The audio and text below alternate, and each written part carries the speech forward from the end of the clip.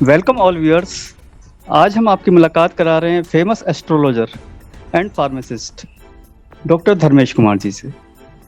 आज हम चर्चा करेंगे कैरियर रिलेटेड आपकी क्यूरीज के बारे में।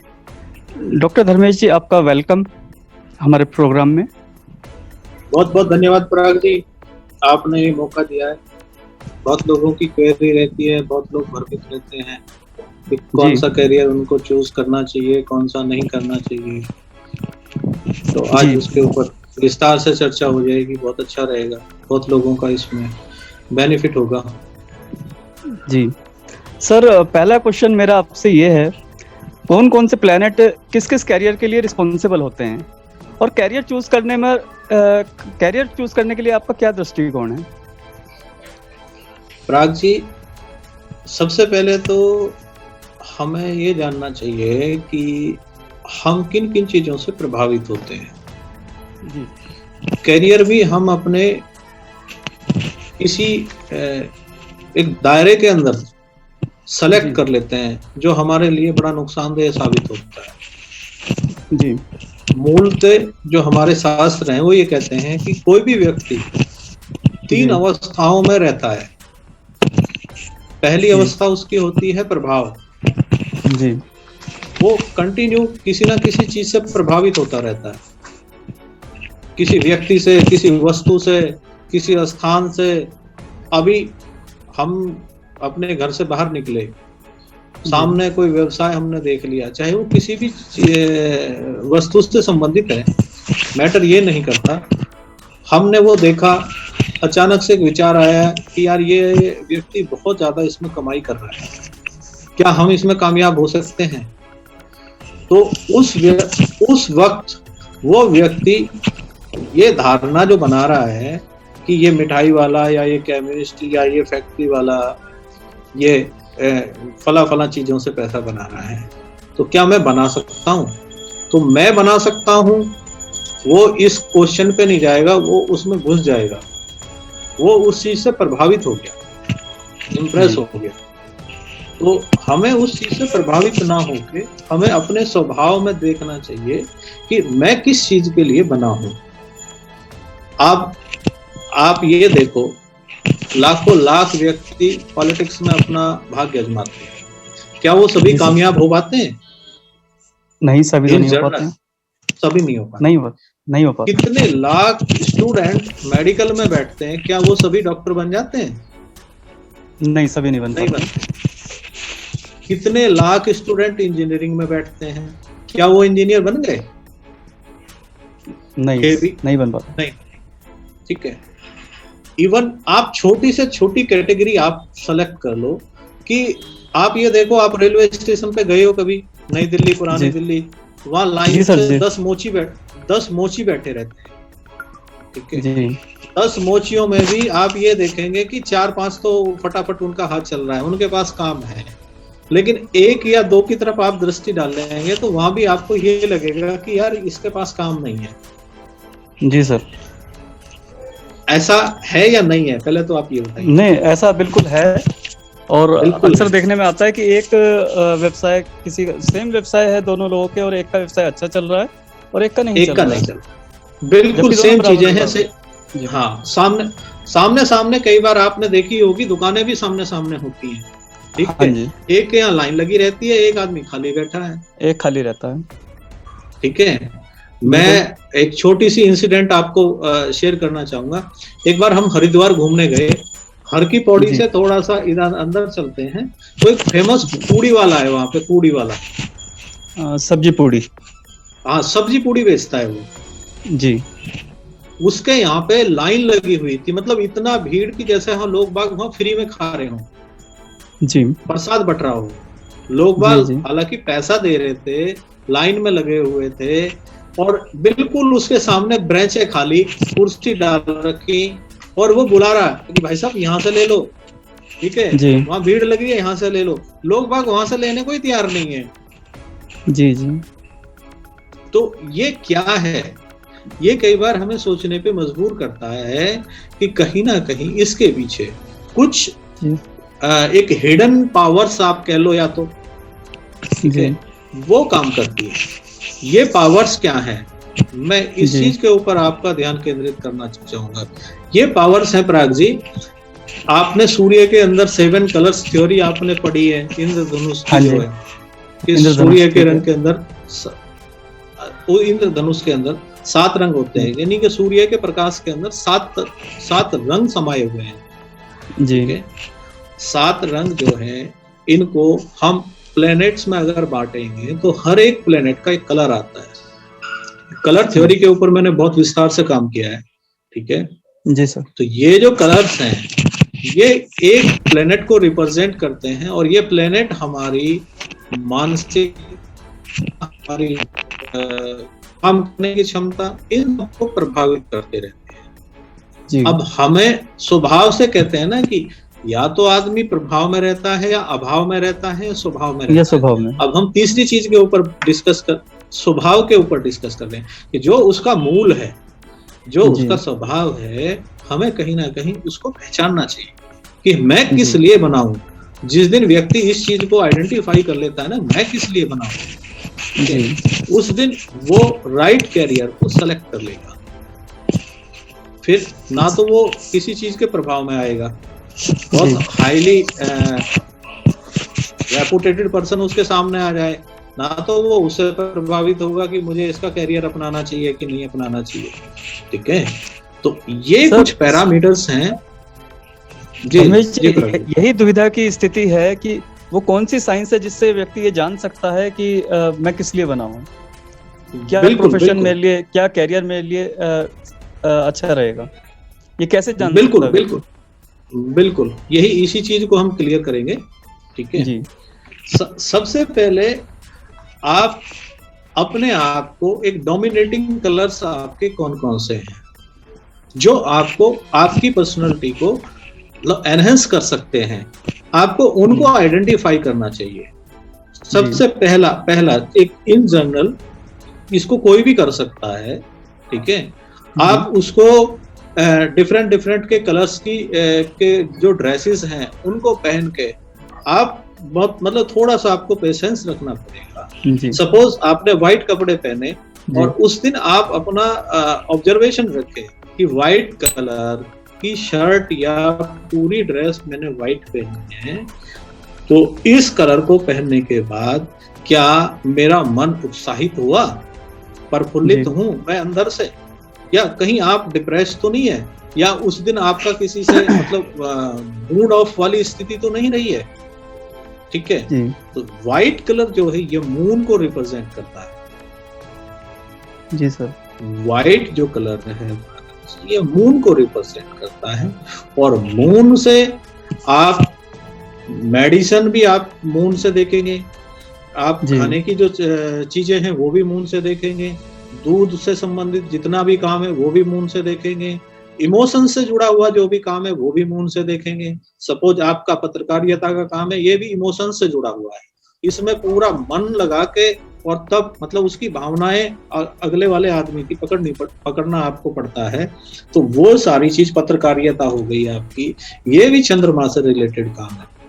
ठीक है ना, तो अगर जो व्यक्ति चंद्रमा से, जिनका चंद्रमा बहुत स्ट्रांग होगा, या चंद्रमा ऐसी सिचुएशन में होगा कि वो उसके पर्सनालिटी को एनहेंस कर सकता है, तो उसको चंद्रमा से रिलेटेड जुड़े हुए काम करने चाहिए। ये थ्योरी हमें बहुत ज्यादा सक्सेस की तरफ लेके जाती है। कई बार व्यक्ति, आपने देखा होगा कि उसने कोई स्ट्रगल नहीं किया, मतलब पहले कदम से ही उसको सफलता मिलनी स्टार्ट हो गई। जी जी, अक्सर ऐसा होता है कि किसी व्यक्ति को काफी मेहनत करने के बाद भी सफलता नहीं मिल पाती है। जी जी जी जी जी, तो होता क्या है कि जैसे मैंने आपको एक मून का एग्जांपल दिया, ठीक है जी, अब मून का एनिमी कलर अगर आपके साथ जुड़ गया है, या कोई प्लेनेट ऐसा है, तो वो आपके कैरियर में बाधा उत्पन्न कर देगा। जी, ठीक है, मून का एनिमी प्लेनेट होता है केतु जी, केतु। दूसरा है डार्क कलर, यानी कि ब्लैक कलर, शनि का जो हो गया। जी सर, वो भी बहुत, ये व्हाइट हो गया, वो ब्लैक हो गया, यानी कि ब्लैक जब व्हाइट को ओवरलैप करेगा तो उसको हाइड कर देगा पूरा का पूरा, ठीक है। तो ये मून की जो पर्सनैलिटीज होंगी, मून की जो क्वालिटीज हैं, ठीक है, उसको डेवलप होने नहीं देगा। तो इट मींस आपको ये जो उसके एनिमी प्लेनेट है उसको अवॉइड करना चाहिए, ठीक है। अब फर्स्ट एक प्लेनेट आता है, जी व्हाइट के साथ में अब हम पकड़ते हैं सूर्य को, जी, ठीक है। सूर्य कौन कौन सी चीजें हमें देता है? सूर्य होता है सबसे पहले, इसको प्लेनेटरी पोजीशंस में राजा कहा गया है, जी, ठीक है। ये एडमिनिस्ट्रेशन को रूल करता है, जितनी भी एडमिनिस्ट्रेशन से रिलेटेड अधिकारी हो गए, ठीक है, प्रशासन हो गया, फेम हो गया, जी, जो जिन लोगों को भी प्रसिद्धि मिली है, कहीं ना कहीं उनको सूर्य का साथ मिला है, ठीक है। ऑरेंज कलर, इसका जो कलर बनता है वो ऑरेंज है, जी, जिसका ऑरेंज कलर पूरा एकदम डोमिनेटिंग होगा, वो ऑटोमेटिकली सोसाइटी के अंदर फेमस हो जाएगा अपने प्रोफेशन के अंदर, ठीक है। प्रोफेशन कुछ भी हो, वो और जो प्लेनेट है उसके साथ में जब सूर्य जुड़ेगा तो वो उसको फेमस कर देगा। अभी कल की बात है, मेरे पास कुछ कुंडलियां मैंने निकाली थी, हमारे मित्र थे, उनके साथ मेरा डिस्कशन हो रहा था। तो फॉर एग्जांपल बाबा रामदेव की कुंडली हमने ली, तो बाबा रामदेव का जो प्लेनेट था, जो उनको कैरियर दे रहा था, वो सूर्य के साथ बैठा हुआ था, ठीक है जी। वो प्लेनेट था शुक्र, जी। ये रिसर्च से संबंधित क्वेश्चन था कि कुछ चीजें ऐसी हैं कि जैसे जो फेमस हैं ऑलरेडी, जिनको सब समाज में सब लोग जानते हैं, ठीक है। शुक्र था, शुक्र हमारी औषधियों का कारक है, जी। शुक्र औषधियों का कारक है, परफ्यूम, जितनी भी सुगंधित चीजें हैं, ठीक है, कॉस्मेटिक्स हो गई हमारी, ठीक है, रूप सज्जा से जुड़ी हुई चीज, ठीक है, जितनी डेकोरेटिव चीजें हैं, जितनी लग्जूरियस चीजें हैं, वो सब हम शुक्र, उनको जो रूल करता है वो वीनस करता है, शुक्र करता है, ठीक है। अब शुक्र जहां जिस हाउस में बैठा, वो उस हाउस का इम्पैक्ट, और उसके साथ साथ में देखो बुध, सूर्य, गुरु, और गुरु की ही राशि में, तो ये सारे प्लेनेट, इनकी सबकी जॉइंट क्वालिटी, यानी कि ऐसा व्यक्ति जो धर्म से जुड़ा, गुरु हमारे जो रिलीजियस मैटर्स होते हैं उनको रिप्रेजेंट करता है, सूर्य फेम हो गया, बुध यानी कि वाणी होगी, शुक्र दवाइयाँ, कॉस्मेटिक्स, यानी कि वो सारी चीजों का एक समावेश। आप ये देखो बाबा रामदेव का उसमें दिखता है, क्योंकि उनका प्रचार सारा टीवी के माध्यम से होता है, प्रचार का। सर, जैसे आपने बाबा रामदेव जी के बारे में बता रहे हैं, तो उन्होंने शुरुआत तो योग से करी, तो योग का प्लेनेट भी साथ में आ गए ना जी।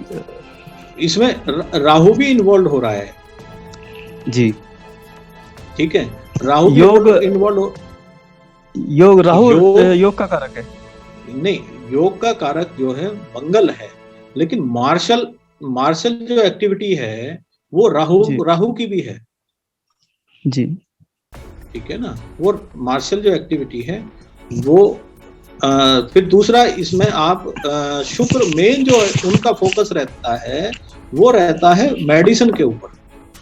आप वो घुमा के फिरा के कहीं से भी मतलब स्टार्ट करेंगे और वो औषधियों पे लेके जाएंगे व्यक्ति को, जी, ठीक है।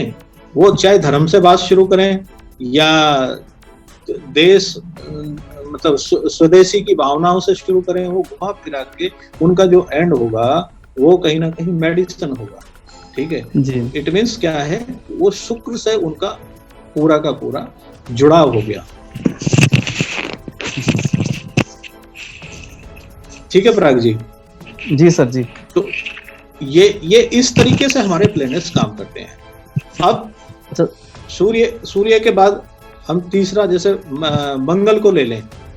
जी मंगल मार्स जो है, अब मार्स जिस व्यक्ति का होगा, जी जो मार्स डोमिनेटिंग पर्सनैलिटीज होंगी, वो जी क्या करेंगी, या तो वो बंदा आर्मी को रिप्रेजेंट करेगा, किसी जी भी हमारी आर्म फोर्सेस को करेगा, यानी कि उसका संबंध सीधा मार्शल चीजों से जुड़ गया।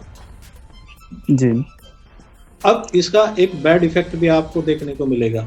जितने बदमाश हैं, क्रिमिनल्स हैं, जी ठीक है, वो भी मार्स से जुड़े हुए हैं। जी। अब दोनों एक्टिविटी देखो पैरेलल चल रही है। हाँ सही कह रहे हैं, वो भी वेपन्स का यूज करते हैं और वो भी कर रहा है, लेकिन यहाँ पे क्या है, नेगेटिव वे में यूज करते हैं। हाँ, वो नेगेटिव वे में कर रहे हैं। इट मींस जब मार्स के ऊपर नेगेटिव प्लैनेट्स का कॉम्बिनेशन बनेगा या एस्पेक्ट होगा, ठीक है, तो वो नेगेटिव रिजल्ट देना स्टार्ट कर देगा।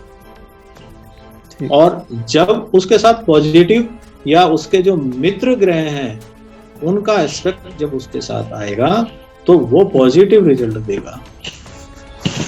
अरे धर्मेश जी, इससे जुड़ा एक जी बताएं आप बताएं। इससे जुड़ी एक बात और आ रही है, जैसे पहले के समय में तो गिने चुने प्रोफेशन हुआ करते थे जी, लेकिन आज जैसे कि आधुनिक युग है और जितना एडवांस टेक्नोलॉजी हो गई है, सभी क्षेत्रों का विस्तार हो गया है जी। तो ऐसे दौर में कैसे पिन पॉइंट किया जाए कैरियर को? पिन पॉइंट इस तरह कर सकते हैं कि सबसे पहले आपको अपना डोमिनेटिंग एक प्लेनेट निकालना होगा, ठीक है। ये चीज मुझे पूरी तरीके से प्रभावित करती है, ठीक है। वो प्लेनेट निकालते हैं। हमारी जो टेक्निक है पराग जी, वो भी यही है कि एक डोमिनेटिंग प्लेनेट निकालने के बाद उसका कॉम्बिनेशन किस किस प्लेनेट के साथ है। सपोज फॉर एग्जांपल एक चीज ले लेते हैं, जैसे आपका चिकित्सा का क्षेत्र हो गया। अब चिकित्सा का क्षेत्र इतना वाइड है, आप ये लगा लो कि उसमें हार्ट स्पेशलिस्ट आपको अलग मिलेगा, किडनी स्पेशलिस्ट अलग मिलेगा, स्किन स्पेशलिस्ट अलग मिलेगा, हर चीज का स्पेशलाइजेशन अलग अलग हो गया। हर चीज का स्पेशलाइजेशन अलग अलग है। अब हमारे पास कई बार ऐसा क्वेश्चन आ जाता है, जी मेडिकल तो बच्चा कर रहा है, ठीक है, अब इसको स्पेशलाइजेशन किस फील्ड के अंदर हमें कराना है, इस चीज को बताओ, ठीक है। अब वहां पे जाकर लोग फंस जाते हैं। होता क्या है कि हमारा जो वीनस है ये चिकित्सा के लिए रेस्पॉन्सिबल है जी।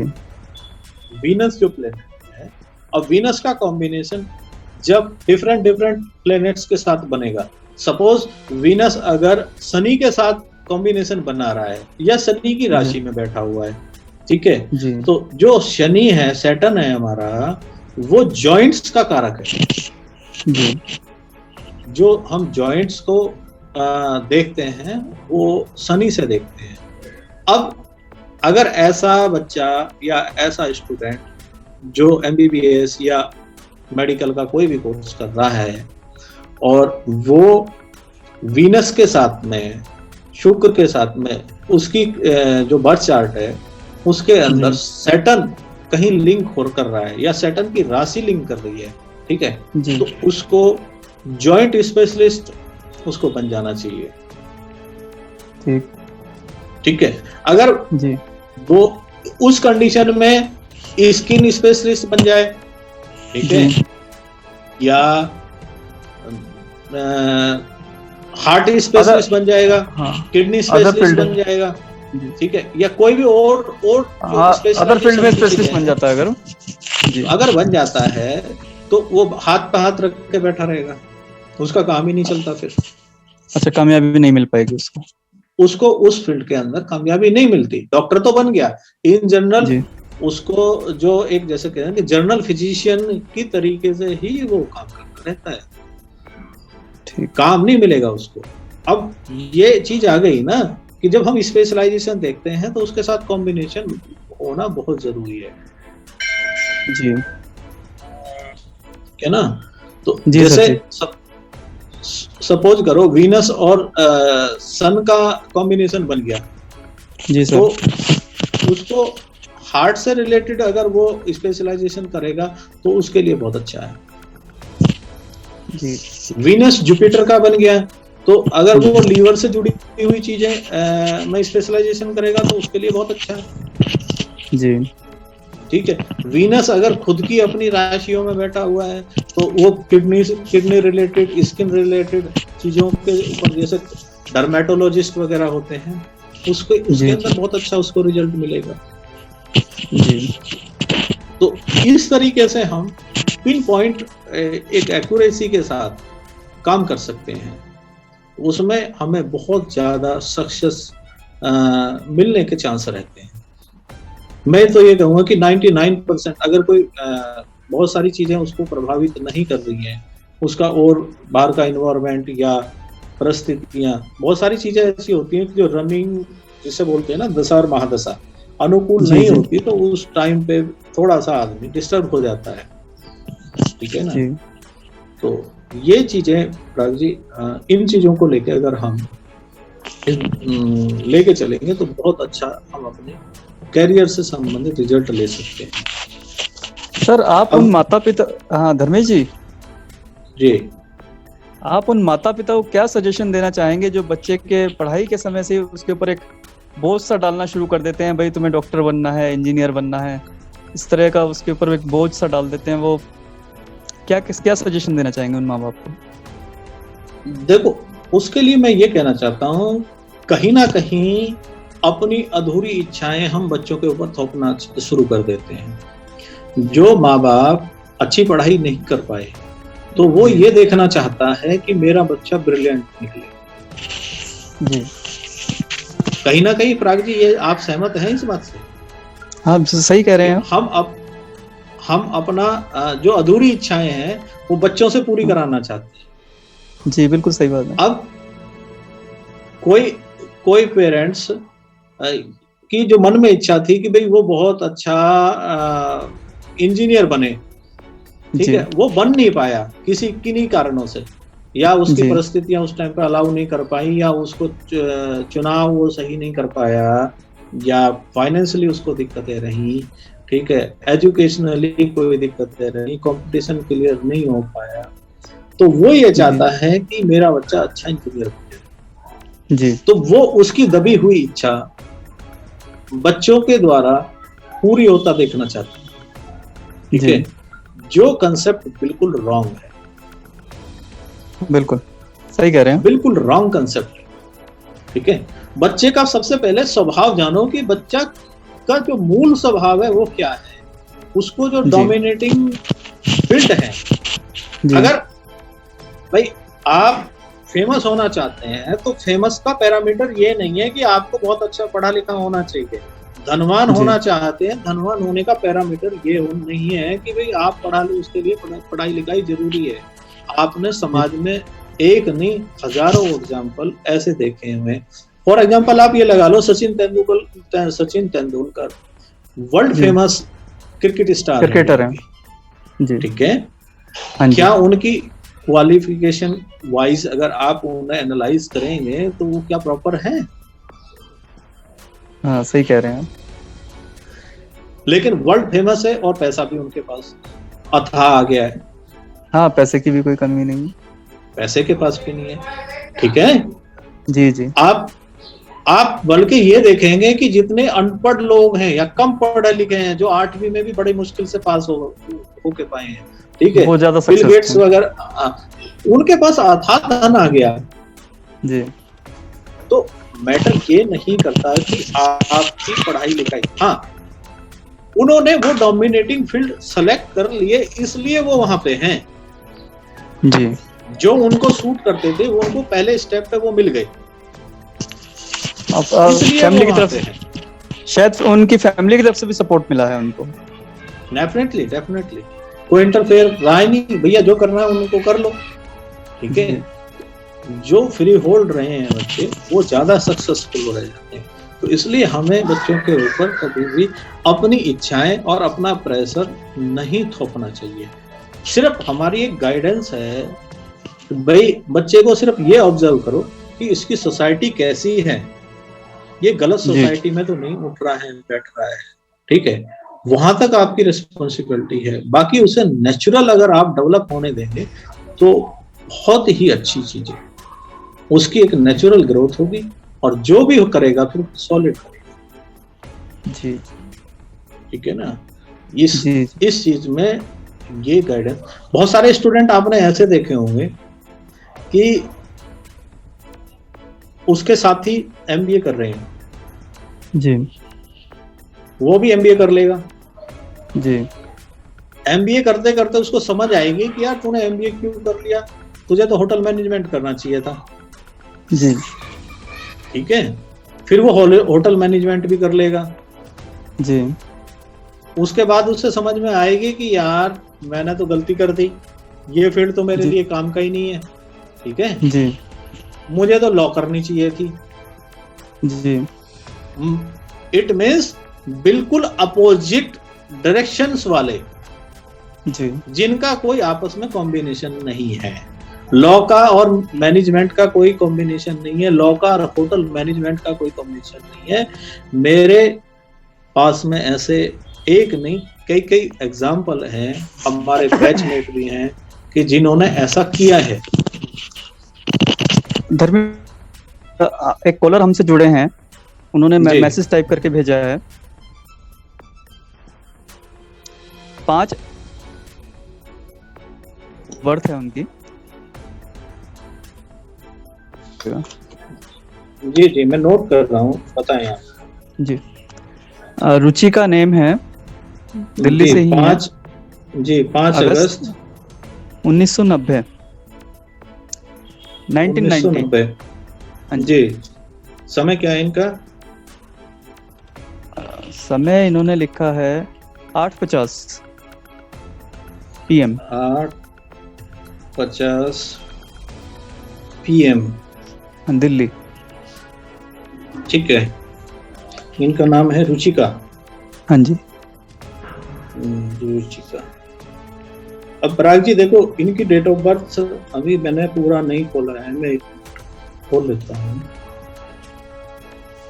5/9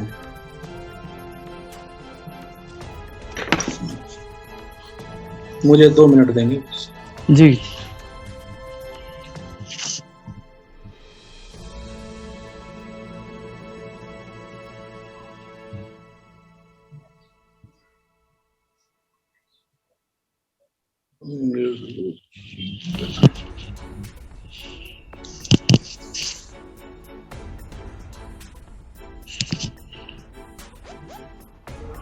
Five eight।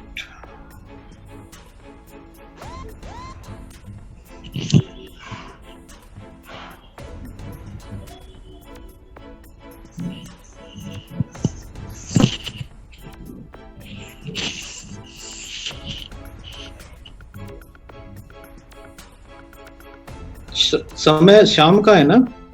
हाँ जी, PM।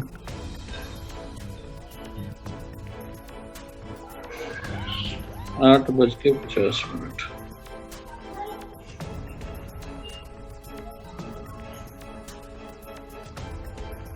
दिल्ली का है जन्म? दिल्ली का। दिल्ली का।